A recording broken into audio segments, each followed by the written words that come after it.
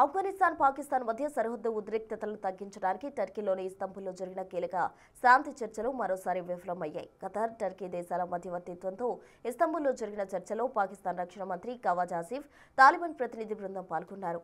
సరిహద్దు దాడిలో తెహ్రీక్-ఏ-తాలిబాన్ పాకిస్తాన్ ఉగ్రవాదుల అంశంలో ఇరుపక్షాలు ఏకాభిప్రాయానికి రాలేకపోవడంతో చర్చలు విఫలమయ్యాయి.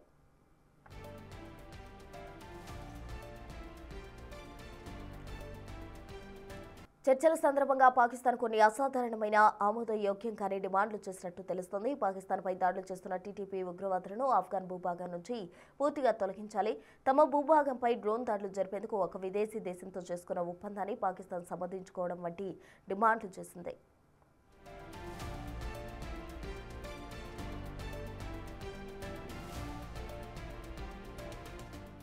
ఈ డిమాండ్లను తాలిబాన్ ప్రభుత్వం పాకిస్తాన్ ఆమోదించినట్టు అంతకంతకు కూడా ఏమాత్రం యాక్సెప్ట్ చేయనట్టు తెలుస్తోంది. ఆ దేశంపై భవిష్యత్తులో జరిగే ఏ సైనిక దాడినైనా ధీటుగా ఎదుర్కొంటామని తాలిబాన్ హోంమంత్రి ఖలీఫా సిరాజుద్దీన్ హక్కానీ హెచ్చరించారు. ఒక దేశం తన ప్రయోజనాల కోసం మరో దేశ భూభాగాన్ని ఉల్లంఘించడం అనైతికమని పేర్కొంది.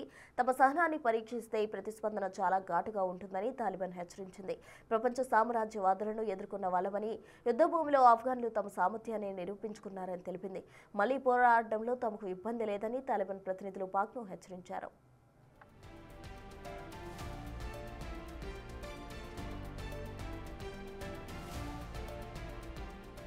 చర్చలు విఫలమవడంతో సరిహద్దు ప్రాంతాల్లో యుద్ధ వాతావరణం మళ్లీ నెలకొంది. ఇరు దేశాల మధ్య ఘర్షణలు, పరస్పర దాడులతో భారీ ప్రాణ నష్టం జరిగే అవకాశం ఉందని రాజకీయ విశ్లేషకులు ఆందోళన వ్యక్తం చేస్తున్నారు.